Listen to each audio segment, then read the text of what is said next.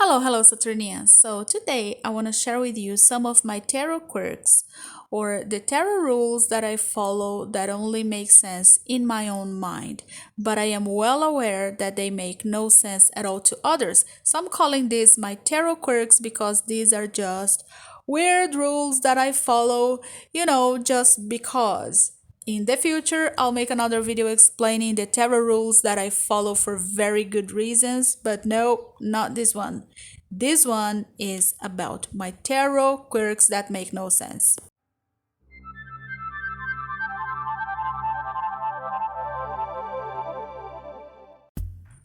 You know, when you're shuffling your cards like you always do, and then a card jumps out from the deck, what do you do with this card? Now, I know some people who only read jumpers. They will not pick their cards, they will wait for cards to jump from the deck, and then they'll read those cards. Others ignore the card completely and just return them to the deck and continue shuffling. Others will incorporate that in the reading. Okay, so here is my quirk. While I am shuffling, I am framing the questions that I want to ask the tarot. So if I have done that already, in my mind, if I have already worded my question, then the jumper card is the first card in the spread. However, sometimes it happens that I have not worded any question. I am just thinking about the issue in general, and I have not put the question into words yet.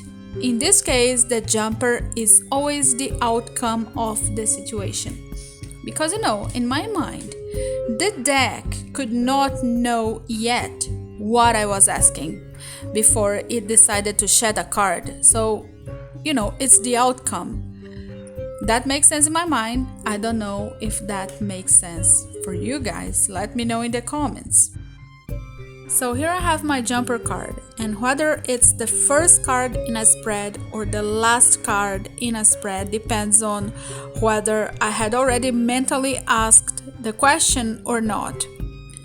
And yeah, so sometimes the card jumps out, I just leave it aside, and after the whole reading, I read it as the outcome. In this case, it's the Queen of Swords. So the Queen of Swords would be the last card in my spread, the outcome of everything that I had in mind, you see?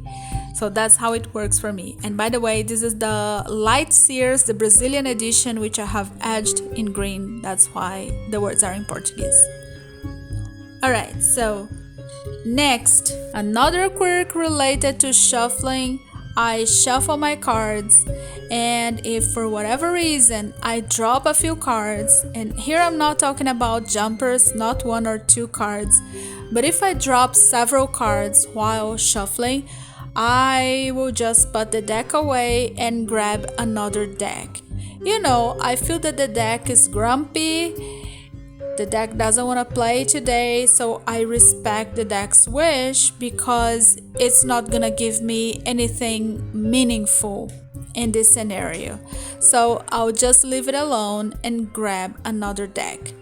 This is why when I get a new deck, I figure out immediately how to shuffle it, and only then I start using the deck either to myself or to other people.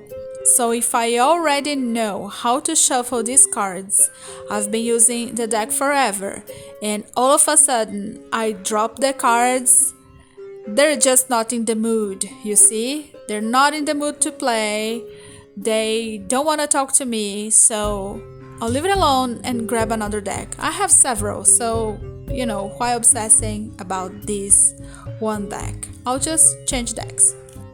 Okay, so my other quirk is also related to shuffling. I will not let anybody shuffle my cards. Only I shuffle my cards. I'll let you flip through the cards. I'll let you see the cards one by one. I will let you touch my deck. I will let you cut the deck during a reading. I'll not let you shuffle my cards, period. Okay? So if you shuffle the cards, I'll always feel as if you are the one deciding the outcome of a reading. And even if I shuffle the cards after you, I'll still feel like the cards only arrange themselves in that order because you shuffled them before. And I don't want you to decide the outcome of my reading, you see? So, yeah, the weird part is that I would generally not let anybody shuffle my cards. However, with this particular deck, and this is the Light Sears Brazilian edition, with this particular deck, I don't seem to have a problem with other people shuffling it. In fact, I lent this deck to a friend. She read for herself using this deck for 2 whole weeks. She read for other people. Several people shuffled these cards. And, when the deck came back to me, it was okay. I didn't feel anything different. Now, this is one of my clearest decks ever, but it does have a community vibe to it. So I think this is why I don't care that other people have shuffled these cards. And I made a whole video about this deck. If you want to watch it, I'm gonna leave the link down below in the description box. But yeah, this is something that I cannot explain, but I don't let anybody shuffle my cards except this one deck. All right, so next.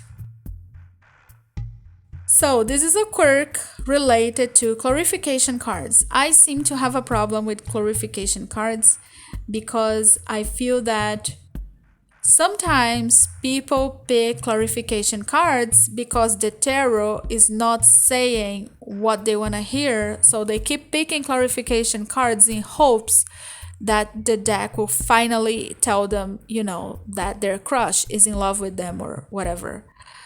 So because of that, I have limited the amount of clarification cards that I can pick during a reading. I will only allow myself to pick 2 clarification cards for a 10 card spread.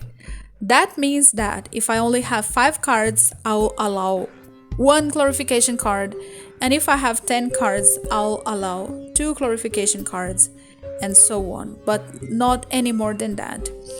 And in a way, this has helped me a lot because I already informed my subconscious mind that whatever it is that it has to tell me, it will have to convey the message in only a few cards, because I'm gonna work with the cards that I have on the table, and I'm not gonna be digging and digging and digging deeper with more cards. So I feel that because of this rule, my readings are more concise. Can you understand that? I know that makes no sense for many people, but that's how it works for me. So if I am doing a Celtic cross, I can only pick 2 clarification cards, and that's it. No more than that. So yeah, that's my rule. Right, so my next quirk has to do with the card that falls at the bottom of the pile.